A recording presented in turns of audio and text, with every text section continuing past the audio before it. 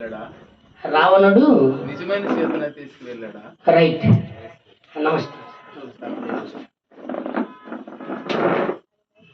రామాయణం రాసినటువంటి వాల్మీకి సీతను నిజంగానే తీసుకెళ్లిన వృత్తాంతమే చెప్పాడండి. మన రామాయణంలో, వాల్మీకి రామాయణంలో నిజమైన సీతే. అసలు సీత ఎప్పుడు వెళ్ళిపోయింది రావణాసుడి దగ్గరికి? 14 సంవత్సరాల అరణ్యవాసంలో 13 సంవత్సరాల 1 నెల పాటు రాముడితోనే ఉందామె. 11 నెలల కాలం మాత్రమే అక్కడికి తీసుకెళ్ళిపోయారు. రామాయణంలో వాల్మీకి రాయని విషయాలు బోల్డ్ వచ్చేసాయి. ఊర్మిళాదేవి నిద్ర లేదు మనకు అసలు. కానీ మన జానపదులు ఆలోచించారు, అరే సీత అంటే రాముడితో ఉంది, మరి లక్ష్మణుడు వెళ్ళిపోయిన తర్వాత ఊర్మిళ ఏం చేయాలి? 14 సంవత్సరాలు ఆ తల్లిని ఎంత బాధపడదా? కథ వెళ్ళారు మనోళ్ళే. కథ వెళ్ళి నిద్రావస్థలోకి వెళ్ళిపోయింది కాబట్టి ఆవిడ హ్యాపీగానే పడుకుని ఉండిపోయింది. మళ్ళా చివరికి వచ్చి తీసుకున్నాడు అనేది జానపదులు అల్లిన కథ, గ్రామీణులు అల్లిన కథ. గుహుడు లేడు రామాయణంలో. ఆ సరయూ నది దాటించడానికి అవతల ఒడ్డుకి వెళ్ళేటప్పుడు గుహుడు పడవను తీసుకొచ్చినప్పుడు, రామా నీ కాళ్ళ ధూళి సోకి రాయి నాతిగా మారిపోయింది, మన పడవ కూడా మళ్ళీ మారిపోతే నేను బతుకుతున్నాను ఈ పడవ మీద నేను, కాబట్టి ఒకసారి నీ పాదాలకు అడిగేస్తాను ధూళి అంటకుండా అని. ముగ్ధ భక్తి అది. ఆ గుహుడు తన రాముడు పాదాలు కడగడానికి ఎంచుకున్నటువంటి ఒక రీజన్ అది, కారణం చెప్పి కడిగేశాడు. ఇది కూడా వాల్మీకి రామాయణంలో లేదండి, ఇది కూడా లేదు. అలా మనకు అనిపించినవి మన జానపదులు సృష్టించుకొని పెట్టుకున్నవి బోలుడు ఉన్నాయి. రామాయణంలో అయితే సీతని రావణాసురుడే తీసుకొని వెళ్ళాడు. 11 నెలల పాటు అద్భుతంగా, ఇక శరీరాన్ని తాకించలేదు, పుష్పక విమానం మీద తీసుకెళ్ళాడు, భూమిని పెకలించి తీసుకొని వెళ్ళాడు. ఇవి ఉన్నాయి. రామాయణంలో వాల్మీకి చెప్పింది మాత్రం భూమిని పెకలించడం కాదు. వాడు తనకు పుష్పక విమానం మీదనే తీసుకెళ్ళిపోయాడు. తీసుకెళ్ళినప్పుడు జటాయువు అడ్డుపడింది, అక్కడుండే యుద్ధం చేశాడు. ఒకవేళ రావణాసురుడు ఆమెను చేతితో పట్టుకొని వెళ్ళి ఉంటే జటాయువును ఒంటి చేతితో ఎదిరించడం కష్టమై ఉండేది. కాబట్టి ఆవిడ సీత ఎప్పుడైతే స్పృహ పడిపోయింది, ఎవడే రాక్షసుడు ఇలా వచ్చాడు అని అనేసరికి, ఆ సుందరకాండలోన ఆ ఘట్టాలైతే అద్భుతం. మళ్ళా మనం వీలైతే హనుమాన్ చాలీసా, హనుమత్ జయంతి రోజున వీలైతే మనం సుందరకాండే చెప్పుకోవచ్చు అద్భుతంగా. అసలు అది కూడా చిన్న మాట. అప్పుడు ఆ సమయం ఉంటుందో ఉండదో. సుందరుడు అంటే అందమైన వాడనే అర్థం. సుందరము అంటే అందం. బాలకాండ, కిష్కింధకాండ, అయోధ్యకాండ ఇలా చెప్పిన అతను హనుమత్ కాండ అని చెప్పొచ్చు కదా. కానీ సుందరకాండ అని చెప్పడం వెనక ఒక అద్భుతమైన ప్రణాళిక ఉంది అక్కడ. సుందరము అంటే అందం, ఆనందం అని 2 అర్థాలు. సీత వార్త రాముడికి చెప్పాడు, రాముడు వార్త సీతకు చెప్పి మనసును ఆనందింపజేశాడు కాబట్టి అది సుందరకాండ. బాధతో ఉందా మేము? రాముడు వస్తాడా రాడా? రాముడు బాధతో ఉన్నాడు, సీత బతికొందా లేదా? ఒకరి వార్తలో ఒకరికి చెప్పి సుందరమయం చేశాడు కాబట్టి సుందరకాండ. హనుమంతుడికి సుందరుడు అని పేరు, అందమైన వ్యక్తి ఆయన. అతడు ఉన్నది కాండ కాబట్టి సుందరకాండ. రామాయణంలో 6 కాండల్లో 5 కాండలు రాముడి గురించి చెప్పినవే, ఒక్క సుందరకాండే హనుమంతుడి గురించి చెప్పింది. కానీ ఒక కాండతోటే రామాయణాన్ని మొత్తాన్ని తను ముగ్ధ భక్తితో అద్భుతంగా మార్చేశాడు ఆ సుందరుడు. ఈ సాయంత్రం వేళ మన మనసులు కూడా సుందరమైనవి. భాగవత కథలు వినడం, భగవంతుడి గురించి తెలుసుకోవడం మన మనసులు కూడా ఆనందపడతాయి. కాబట్టి ఇదంతా కూడా సుందరం. ఈ ప్రపంచమే సుందరం, చూసే దృష్టి ఉంటే. ధన్యవాదాలు. రైట్ స్వామి, కరెక్ట్. ఇంత గొప్పవాడైన రాముడు వాలిని చెట్టు చాటు నుంచి చంపాడు కదా, ఏం పరాక్రమం ఉంది ఇందులో అని ఇది చాలా మంది వేస్తున్న ప్రశ్నే. వాలికి ఒక శక్తి ఉంది. అతడి దగ్గర ఒక శక్తివంతమైనటువంటి ఒక మాల ఉంది, ఒక హారం. ఆ ప్రభావంతో ఎదుటి యుద్ధం చేస్తే వాడి శక్తి సగం ఇతనికి ట్రాన్స్ఫర్ అవుతుంది. ఆ వరం ఆయనకు ఉంది. రాముడు కూడా పనిచేస్తుంది అది, ఎందుకంటే అది బ్రహ్మ ఇచ్చినటువంటి వరం అది. అయితే రాముడు చెట్టుచాటు నుంచి చంపడం వెనక అర్థం ఏంటి అంటే, అది జంతువు, మనిషి కాదు. ఎదురుపడి యుద్ధం చేయడానికి రాక్షసుడు కాదు. రాజులు అనేక మంది వేటాడుతారు, ఆ వేటాడే సందర్భంలో మృగానికి ఎదురుపడి చంపాలనేమీ లేదు. అది ఆ మాట చెప్తాడు. వాలి దెబ్బతిని కింద పడిపోతూ, రామా నువ్వెంత గొప్ప శక్తి వాడవని విన్నాను, చెట్టు చాటుని నన్ను ఎందుకు కొట్టావయ్యా అని వాలే అడుగుతాడు. వాలి అడిగినప్పుడు రాముడి 2 కారణాలు చెప్పాడు. ఒకటి, నీలో ఉన్న అమోఘమైన శక్తి, ఎంతటి వాడు నీ ఎదురుపడినా వాడి శక్తి క్షీణిస్తూ వస్తుంది కాబట్టి నేను ఎదురుపడి చెయ్యక్కర్లా. రెండోది, నువ్వు మనిషివి కాదు రాక్షసుడివి కాదు, నీకు ఎదురుగా నిలబడి యుద్ధం చేయడానికి, నీకు రేపు యుద్ధం చేస్తున్న ముహూర్తం పెట్టి చంపడానికి. ఓ సింహాన్ని వేటాడితే ముహూర్తాలు గట్టు ఉండవు, ఎప్పుడు పడితే అప్పుడు చంపేస్తారు. కాబట్టి నువ్వు జంతువువి, అన్నిటికంటే మించి నువ్వు ధర్మం తప్పిన వాడివి. ఈ తమ్ముడు భార్యను నువ్వు తీసుకెళ్ళిపోయావు కాబట్టి ధర్మం తప్పిన వాడు ఎలా చంపినది ధర్మమే. అది స్వామి. ఎక్కువ మంది ఇంకొక మాట అడుగుతారు, స్వామి ఇంత నమ్ముకున్న భార్యను మళ్ళా అడవిలోకి పంపించేశాడు కదా, ఏమి ధర్మం? రాముడు ఏకపత్ని వ్రతుడు ఎలా అవుతాడు? ఇంత కష్టంతో ఓర్చుకొని రావణ లంకలో అనేక మంది రాక్షసుల మధ్య భయంతో ఉన్నటువంటి ఆమె ప్రలోభానికి లొంగలేదు.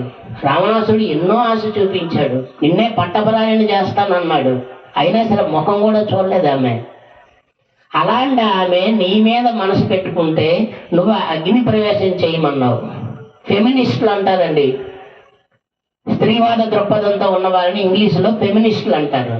వాళ్ళు ఏమన్నారంటే 11 నెలలు లంకలో ఉన్న సీత పాతివ్రత్యాన్ని నిరూపించుకోవడానికి అగ్నిలో దూకమంటే రాముడు కూడా దూకాలి కదా పాతివ్రత్యం నిరూపించుకోవడానికి.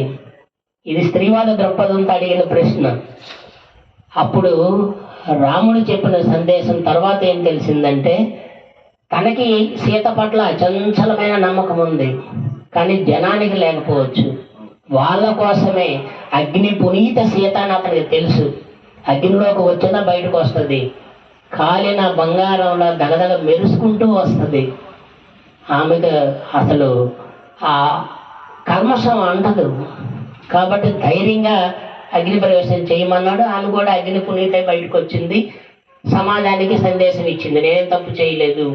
అది పాతివ్రత్యం. భర్తను ఉంచుకొని వెనకడోరు నుంచి ఇంకేమన్నా పిలిపించుకొని, ఇప్పుడు కాలం మారిపోవచ్చు కానీ ఆనాటి కాలంలో ఎంత నైతిక విలువలు లుప్తమైపోలేదు, పోలేదు. తీసుకొచ్చిన తర్వాత మళ్ళా ఎందుకు అడవికి పంపాలి? ఒక చాకల వాడి మాట విని పంపిస్తాడా? అది ధర్మం. వ్యక్తిగత సుఖం వేరు, రాజ్య ధర్మం బాధ్యత వేరండి. అసలు వాళ్ళని ఏ ధర్మం మీద కొట్టేదని ప్రశ్న. ఏ ధర్మం అక్కడ ఏ ధర్మం మీద కొట్టేదని ప్రశ్న. ఇప్పుడు చెప్పాను కదండి, అది ఆర్తత్రాణ పరాయణ ధర్మం. స్వామి చెప్తాను, నా ధర్మం పేరు కూడా చెప్తాను. ఆర్తత్రాణ పరాయణ ధర్మం. అది సుగ్రీవుడికి న్యాయం జరగాలి. సుగ్రీవుడి భార్యను బలవంతంగా తీసుకొని తను కాపురం చేశాడు, ఇబ్బంది పెట్టాడు. అది విలువలు పోయినటువంటి పరిస్థితి వాలి తీసుకొచ్చాడు. రెండవది, అతడికి రావణాసుడితో స్నేహం ఉంది. ఒకవేళ వారిని ఎక్కడ అడ్వాన్స్ గా చంపకపోతే యుద్ధంలో రావణాసుడితో పాటు రాముడి మీద యుద్ధం చేసి ఉండేవాడు ఆయన. కాబట్టి వాళ్ళిద్దరు అవ్వచ్చు, శత్రువు బలీయమైన వ్యక్తులు అయిపోతారు ఇద్దరు. కాబట్టి ముందుగానే తొలగించుకున్నాడు అనేది రామాయణ గ్రంథాన్ని పరిష్కరించినటువంటి వ్యక్తులు చెప్పిన మాట స్వామి. అది ఆర్తత్రాణ పరాయణ ధర్మం. అది అధర్మపరుడే. తమ్ముడు కావాలని తప్పు చేయలేదు, బండరాయిని అడ్డు పెట్టడంలో కావాలని కాదు, తన వానర జాతిని రక్షించుకోవాలి, అన్నయ్య చనిపోయాడేమో లోపలని భయంతో చేసిన పని. అర్థం చేసుకోకుండా వాడు కొట్టి భార్యను కూడా తీసుకెళ్ళిపోయాడు. రాముడు భార్యపోయే బాధపడుతున్నప్పుడు సుగ్రీవుడు భార్యపోయి అతను బాధపడుతున్నాడు కదా. ఇప్పుడు ఈ ఇద్దరు మిత్రులు ఒకటైపోయారు అనమాట. అక్కడ తనలాగా భార్యను పోగొట్టుకుని సుగ్రీవుడు బాధపడుతున్నాడు. ఆ బాధను పోగొట్టడమే ధర్మం, తప్పు చేసిన వాడిని శిక్షించడమే ధర్మం. ప్రశ్న వేయడం తప్పు కాదు, మనం అధాటిగా మనం చెప్పాల్సిందే. మనల్ని అడిగే వాళ్ళకి, మీరు కూడా భవిష్యత్తులో ఎక్కడెక్కడికో వెళ్ళి మీరు మాట్లాడుతున్నప్పుడు ఎవరో ఒకరు మాట్లాడుతారు, ఇది చెప్తారు. ఆధునికులైతే ఇంకా హేళనగా మాట్లాడేస్తారు. రాజ్య ధర్మం వేరు, వ్యక్తిగత సుఖం వేరు.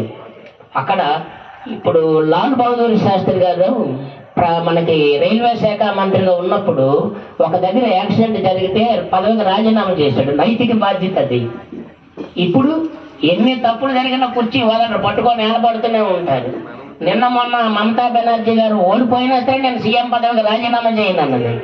ఎక్కడుంది నైతిక బాధ్యత? రాముడిది నైతిక బాధ్యత. తన వ్యక్తిగత సుఖం కంటే ప్రజా సంక్షేమం ముఖ్యం. తప్పు చేస్తే ఏ స్త్రీ అయినా సరే వెలివేయబడుతుందని చెప్పడం అక్కడ ధర్మం. అది రాజుగా పాటించిన ధర్మం, అది రాజధర్మం. వ్యక్తిగతంగా రాముడు సీత పట్ల అభిమానం ఉంది కాబట్టే మనకు పెళ్లి చేసుకోలేదు. యజ్ఞయాగాలు చేసినప్పుడు సువర్ణ సీతను పెట్టుకొని మరి చేశాడు ఆయన. అది వదిలేయడం ఎందుకు, ఇక్కడ చేయడం ఎందుకంటే మన పోటు అరుపులు వదలరు, ఏం చేయరు. ఆ ధర్మ సూక్ష్మాన్ని తెలుసుకోకుండా అపవాదం మాత్రం వేసేస్తారు.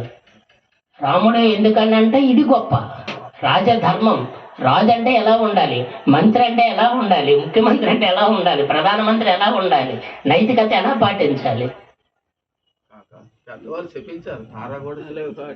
మోక్షగుండం విశ్వేశ్వరయ్య అని ఇంజనీర్ అండి ఆయన. 85 ఏళ్ల వయసులో గంగా నది పైన బ్రిడ్జి ప్లాన్ చేశాడు ఆయన. 85 ఏళ్ల వయసులో ఆయన పాటించిన నైతిక నిష్ఠ చెబితే మనకు కూడా ఆశ్చర్యమే. అప్పుడు ఇంత కరెంటు లేదు, ఇంత జనరేటర్ లేవు. టార్చ్ లైట్ అంటే క్యాండిల్స్ ఉండేవి, దీపాలు ఉండేవి. ఉదయం అంతా సర్వే చేసి ఎక్కడ బ్రిడ్జి కట్టాలి, ఎక్కడ మనం పిల్లర్స్ వేయాలి ప్లాన్ చేసుకొని రాత్రిపూట ఆ గంగా నది ఒడ్డునే గుడారాల్లోనే ఉండి ప్లాన్ రాసుకునేవాడు ఆయన. ఒక కొవ్వొత్తి వెలిగించేవాడు. ప్లాన్ అంతా అయిన తర్వాత కొవ్వొత్తి ఆర్పేసేవాడు. మరొక సంచిలో నుంచి కొవ్వొత్తి తీసుకొచ్చి వెలిగించి పుస్తకం చదువుకునేవాడు. అసిస్టెంట్ అడిగాడు, ఆ కొవ్వొత్తి ఆర్పేయడం ఎందుకు, నీ సంచిలో కొత్త కొవ్వొత్తి తీసి వెలిగించడం ఎందుకని. ఈ కొవ్వొత్తి గవర్నమెంట్ సప్లై చేసింది ఉద్యోగ నిమిత్తం, దానికోసం ఉపయోగించాను కాబట్టి ఆర్పిస్తాను. ఇది నా సొంతది, నేను పుస్తకం చదువుకోవాలి నా కోసం, సో నా కొవ్వొత్తి వెలిగించాను. ఉన్నారా సార్ ఇప్పుడు ఇలాంటి రాజకీయ నాయకులు కానీ మనుషులు కానీ ఇంత కట్టుబడి ఉన్న వ్యక్తులు ఉన్నారా సార్? అది చెప్పండి. పాకులాట, పెనుగులాట, వెదుకులాట, జీవితమే పెద్ద ఆట. దేనికోసం పాకులాడతాం, పెనుగులాడతాం, ఆవేశపడతాం, ఆరాట పడతాం, దానికోసం తప్పులు చేస్తాం, తన్నుకు చేస్తాం, ఎక్కడికక్కడ అవసరం కోసం నటించేస్తాం. ఈ జీవితమే పెద్ద ఆట అయింది కదా. ఆ మోక్షగుండం విశ్వేశ్వరయ్య గారు 85 ఏళ్ల వయసులో గవర్నమెంట్ పని చేసినందుకు గవర్నమెంట్ క్యాండల్ వాడాను, అయిపోయింది, మూసాను. ఇప్పుడు నేను పుస్తకం చదువుకుంటాను, అది నా వ్యక్తిగతం. సో నా వ్యక్తిగతమైన క్యాండల్ నేను వెలిగించుకోను, నా డబ్బులతో కొనుక్కున్నది. అది కదా ధర్మం. ఆదర్శ పురుషుడు అతనికి రాముడు, రామాయణం, భాగవత గ్రంథాలు ఇవి చదివి అలాంటి వాళ్ళు ఇప్పుడు తక్కువ అయిపోయారు. కానీ అప్పుడు అలా లేదు కదా. మీరు చిన్నతనంలో ఉండేటప్పుడు కొన్ని విలువలు ఉన్నాయి, ఇప్పుడు ఎక్కడ ఉన్నాయి సార్ విలువలు? విద్యా వ్యవస్థ నుంచి, రెవెన్యూ నుంచి అనేక రంగాలన్నీ కూడా భ్రష్టు పట్టేశాయి కదా. ఏం విలువల కోసం మనం? ఇంకో అదృష్టం ఏంటంటే ఇంకా ఇలాంటి మాటలు వినేటటువంటి మనస్తత్వం మీకు, చెప్పే మనస్తత్వం నాలాంటి వాళ్ళకు ఉండడమే ఆ రాముడు ప్రసాదించిన వరంగా మనం భావిద్దాం స్వామి. ఇక ఏదైనా సరే భారత భాగవత రామాయణాల మీదన నేను ఎంఏ సాంస్క్రిట్ చదివాను, ఎంఏ తెలుగు చదివాను, ఎంఫిల్ చేశాను. మా గురువుగారి పేరు మీదుగా రామా ఫౌండేషన్ అనే సంస్థ పెట్టుకున్నాను. నేను చదువుకునేటప్పుడు నిరుపేదని.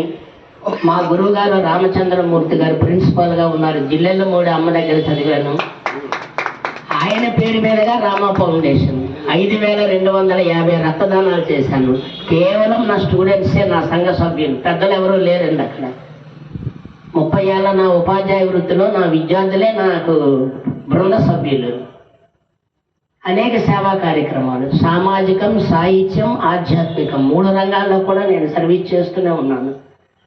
ఇంత సేవా కార్యక్రమాలకి ఎవరి దగ్గర రూపాయి విరాళం తీసుకోలేదు. నా జీతంలో కొంత భాగాన్ని ఖర్చు పెడుతూ వస్తున్నాను. ఎవరి దగ్గర విరాళం ఈ రోజు వరకు తీసుకోలేదు 20 సంవత్సరాలుగా.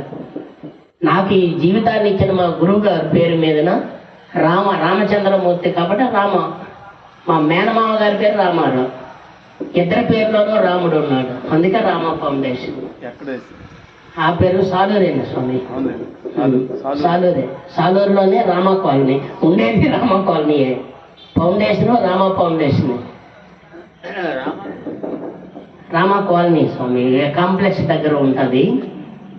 అనేక ప్రాంతాల్లో మనం పని చేయొచ్చు. అయితే ఇది గర్వంగా చెప్పింది కాదు, భగవంతుడు మనతో చేయిస్తున్నది. నేను మొన్న ఒక మాట అన్నాను కదా సార్, నిమిత్త మాత్రులు చేతలు మాటలు మనమని పొంగిపోతాం. మనతో మాట్లాడించిన శక్తి వేరే, మనతో చేయించిన శక్తి వేరే. మనం నిమిత్తం అవుతాం. అలాగనుకునే వెళ్ళాలి స్వామి. నేను చేశానంటే అది అహంకారం. ఒక ఋషి తపస్సు చేసుకుంటూ ఉంటాడు. ఒక రాజు అక్కడికి వస్తాడు. వచ్చి స్వర్గం అంటే ఏంటి, నరకం అంటే ఏంటి అని అడుగుతాడు. మూర్ఖుడా, తపస్సు చేసుకుంటున్నా, నన్ను భంగం చేస్తావని అడిగాడు అతను. వెంటనే కత్తి తీసి నరికేస్తాను అన్నాడు. ఈ కోపమే నరకం అన్నాడు. అంతే, ఇలాంటి కోపమే నరకం. అర్థమైంది స్వామి అని కత్తి పెట్టాడు. ఇదే స్వర్గం. తప్పు తెలుసుకున్న రియలైజ్ అయితే స్వర్గం. తన కోపమే తన శత్రువు, తన శాంతమే తనకు రక్ష, దయ చుట్టంలో. అంతే స్వామి. సమయం మరి ఎంత మాట్లాడినా ఇలా మాట్లాడాలనే అనిపించవచ్చు మనకి. మరి నిర్వాహకులు కూడా సమయాన్ని చూస్తారు. మనం కూడా దూర ప్రాంతాలకు వెళ్ళాలి. ఈ అవకాశం ఇచ్చింది. సమయం కేటాయించలేదంటే టైం చెప్పడానికి పెద్దలు చెప్పినట్టు మాకు మీరు చెప్పాలని అందుకు పెద్దల దగ్గర కూడా మరి ఇంకేం ఆనందానికి అడిగాము మేము. మరి ఇంకా తేజమంతో కూడా అడగకూడదు మీరు అన్నారని అలా నిజంగా అంటే నేను కూడా మరి నిర్వాహకులకు ఇచ్చిన సమయాన్ని కూడా దృష్టిలో పెట్టుకోవాలని. కానీ మీరు అడుగుతూ ఉంటే నేను పసిపిల్లల్ని అయిపోతాను, అడుగుతున్నా మీరు కూడా పసిపిల్లలుగానే కనబడుతున్నారు. ఇదే ఊర్లో హై స్కూల్లో తెలుగు మేస్టర్గా పనిచేస్తున్నాను. ఇదే కొట్టకి స్కూల్లో. ఆయన నా క్లాస్మేట్ 10th క్లాస్లో. ఇప్పుడు విద్యా కమిటీ చైర్పర్సన్ ఆయన. ఇది లేదా అంతా అలాగే ఉంటుంది స్వామి.